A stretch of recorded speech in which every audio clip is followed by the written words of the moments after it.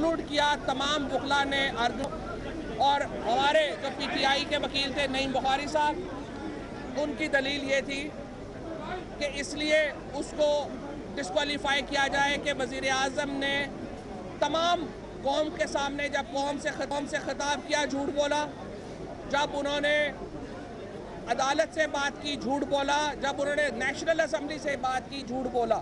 سو prime minister continuously ڈس honest رہے ہیں اور عدالت میں یہ ثابت ہوا ہے کہ پاپا بھی پاپی ہے، پپو بھی پاپی ہے اور باقی بھی پاپی ہے. تو جب اتنے لوگ یہاں پہ جمع ہو جائیں جن کے پاپ اتنے زیادہ ہوں تو وہ پاکستان کو لیڈ نہیں کر سکتے. پاکستان کو لیڈ کرنے کے لیے ایک آنیسٹ اور ایماندار قیادت چاہیے، جو کہ نواز شریف صاحب تو بالکل بھی نہیں ہے. لہٰذا آج کی جو پروسیڈنگز ہیں ان کے مطابق نواز شریف نے FZE اپنی کمپنی ظاہر نہیں کی، ہل میٹل کے ریسورسز ظاہر نہیں کیے، حسن نواز شریف کیسے بلینر ہوئے نہیں بتایا، مریم نواز شریف کیسے بلینر ہوئی نہیں بتایا، حسین نواز کیسے بلینر ہوئے نہیں بتایا گیا. تمام سوالات 134 دن یہ کیس چلا، تشنا رہے، 60 دن JIT رہی، جواب نہیں آیا. اور اب اس کیس کا حتمی فیصلہ پوری قوم دیکھ رہی ہے. انشاءاللہ نواز شریف صاحب ڈسکوالیفائی ہوں گے اور جیل بھی جائیں گے، نیب کورٹ بھی فیس کریں گے. جناب، یہ سب سے پہلے تو میں پاکستان کے عوام کو مبارکباد دینا چاہتا ہوں. ایک تاریخی کیس کی سماعت مکمل ہوئی ہے. زیادہ تر لوگ تو اس لیے تاریخی کہتے ہیں، اور وہ بھی ایک بہت بڑی وجہ ہے کہ پاکستان کا وزیر اعظم کی کرسی پہ بیٹھا ہوا شخص جو ہے پہلی دفعہ ایک شفاف طریقے سے، ایک آئینی طریقے سے اس کا احتساب کیا جا رہا ہے. لیکن حکمران تو پہلے بھی بہت آئے اور حکمران آئندہ بھی آئیں گے. سب کا اختتام اللہ تعالیٰ نے یہی لکھا ہوا ہے کہ 2 گز مٹی کے نیچے دفن ہونا ہے. جو اصل اہمیت ہے اس کیس کی وہ یہ ہے کہ پاکستان میں جمہوریت کا درس تو بہت ملتا ہے. یہی ہمارے پیچھے پارلیمان ہے اور اس میں بیٹھنے والے ہمیں جمہوریت کا درس بہت دیتے ہیں. جب ان کی چوری کی طرف نظریں اٹھائی جائیں تو ان کو جمہوریت خطرے میں بھی نظر آ جاتی ہے. لیکن جمہوریت کا مقصد کیا ہوتا ہے؟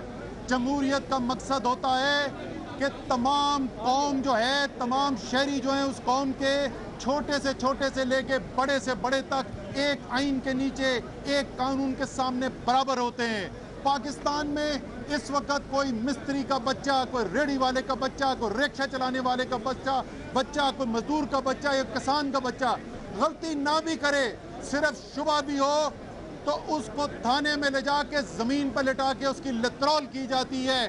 اور اگر کسی حکمران کے بچے کو سوال پوچھنے کے لیے کسی ایئر کنڈیشن کمرے میں مؤدبانہ طریقے سے کرسی پہ بٹھایا جاتا ہے اور اس کی تصویر باہر نکلتی ہے تو قرآن میں جاتا ہے کہ تذلیل ہو گئی. وزیر اعظم صاحب، آپ کے بچے صرف عزت اور احترام کے قابل نہیں ہیں، اس قوم کا ہر بچہ عزت اور احترام کے قابل ہے. اسی لیے یہ کیس ضروری ہے کہ اس کے نتیجے میں پتہ چلے گا کہ کیا پاکستان آئین اور قانون سے چلے گا یا پاکستان شخصی حکمرانی میں چلے گا. شاہی خاندان نے اپنے رویے سے کوئی کسر نہیں چھوڑی کہ آئین بھی بالاتر، قانون بھی بالاتر، سب سے اوپر جو ہے شاہی خاندان ہے اور اس کے بعد دوسری باری آتی ہے. لیکن اب پہلی دفعہ وہ احتساب کے نرغے میں آئے ہیں. میاں صاحب بار بار سوال پوچھتے ہیں کہ ہم پر الزام کیا ہے. میاں صاحب 28 کیس تو آپ کے خلاف اس وقت صرف نیب میں کھلے ہوئے ہیں. یہ لوگوں کو دھوکہ دینے کی کوشش کرتے ہیں کہ مشرف کے وقت میں ہمارا احتساب ہوا. میاں صاحب احتساب نہیں ہوا. جو احتساب شروع ہوا مشرف کے وقت میں وہ روک دیا گیا جب آپ نے معافی مانگی اور آپ نے ڈیل کی، قوم سے جھوٹ بولا، اس ڈیل کو چھپایا، اس معافی کو چھپایا اور ملک سے باہر چلے گئے. جس دن وہ ڈیل کر کے، معافی کر کے آپ ملک سے باہر گئے اس دن آپ کا احتساب رک گیا. اس کے بعد زرداری صاحب کی حکومت آ گئی، کیا ہے جی، چارٹر آف ڈیموکریسی کی حکومت آ گئی. 5 سال زرداری صاحب نے میاں صاحب پر کیس نہیں چلنے دیے. میاں صاحب نے ان کا احسان اتارا ہے. 4 سال میاں صاحب نے زرداری پر کیس نہیں چلنے دیے. 15 ماہ پہلے انکشافات ہوئے، پہلی دفعہ احتساب شروع ہوا، صرف 60 دن JIT نے کام کیا اور میاں صاحب آپ کا اور آپ کے خاندان کا کٹا چھٹا کھول کے رکھ دیا. ساری قوم کو دکھا دیا کہ آپ نے اس قوم کی دولت پہ ڈاکہ ڈالا ہے, اس سے اثاثے بنائے ہیں, پھر جھوٹ بولا ہے, پھر جب جھوٹ پکڑا گیا تو اس کو چھپانے کے لیے مزید جھوٹ بولا, جعلی دستاویزات بنائے.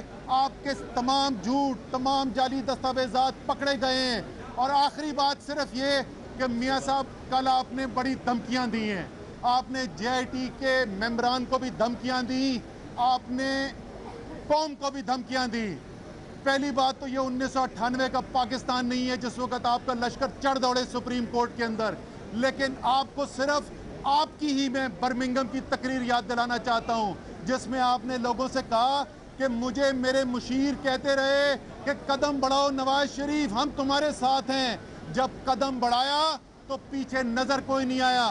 میاں صاحب یہ غلطی نہ کرنا دوبارہ قدم بڑھانے کی, قانون کے تابع ہو جاؤ, جو فیصلہ ہو وہ تمہیں منظور ہو, اور خبردار کسی کو دھمکی دینے کی آئندہ کوشش کی. ایک چیز کہنا چاہیں گے, ایک سیکنڈ اس سے پہلے کہ تحریک انصاف سب سے اہم چیز جو جیسے میں نے کہا سپریم کورٹ میں ایک آئینی عدالت کے اندر کسی ٹی وی کے شو پر نہیں, کسی پریس کانفرنس میں سیاسی لیڈر کے نہیں, تمام حقائق میاں صاحب ان کے خاندان کے جو انہوں نے چوری کی, جو اثاثے چھپائے, جو جھوٹ بولے, جو دستاویزات دی, یہ آج ہم لے کے جا رہے ہیں. اور انشاءاللہ اس سب کا نتیجہ جو ہے یعنی میاں صاحب کی نااہلی اور پھر ان پہ کرمنل کیسز وہ بھی لے کر جائیں گے. اور یہاں ہم پاکستانی قوم کو بھی خراج تحسین پیش کرتے ہیں جنہوں نے اس جہاد میں جو کرپشن کے خلاف ایک کیمپین تھی پاکستان کا ساتھ دیا.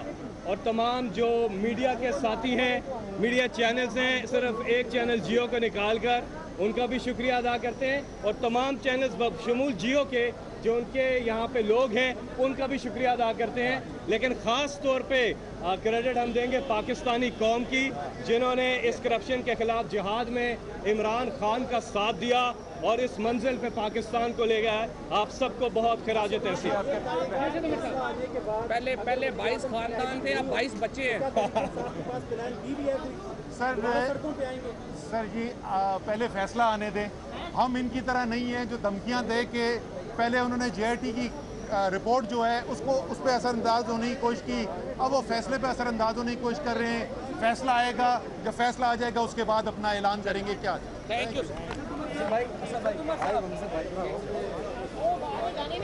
تحریک انصاف کے رہنما اسد عمر اور فواد چودھری میڈیا سے گفتگو کر رہے تھے. ان کا کہنا ہے کہ پہلی بار تاریخ میں یہ ہوا ہے کہ حکمران خاندان کا اور وزیر اعظم کا احتساب ہوا ہے, اور پوری قوم کو یہ پتا چلا کہ حکمران خاندان نے ان کے دولت